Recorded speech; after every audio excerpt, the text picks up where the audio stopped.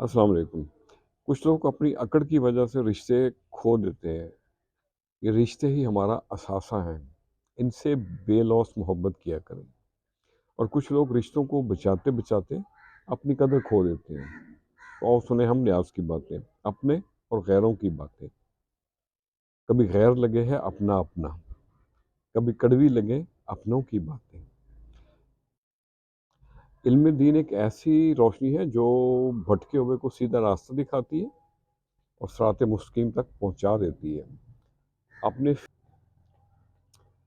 अपने फ़ेल और अमल पे मुहतात रहें।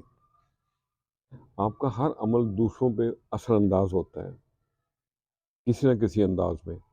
कोशिश करें कि उन पर हमेशा सच्चा और अच्छा असर छोड़ें और लोगों को उदासी की तरफ मत लेके जाएं।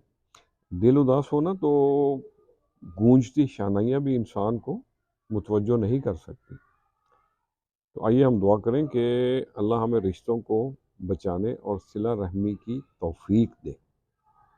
अल्लाह अकबर है। और बुरे वक्त को बुरा मत कहें, बुरा वक्त भी गुजर जाता है, लेकिन बुरा वक्त ये आपको कुछ पहचान करवाता है। क्या पहचान करवाता है? आपको अपनों में गैरों की और गैरों में कुछ अपनों की। खुश रहें और सबके साथ आसानियों का सबब बने। अस्सलाम वालेकुम।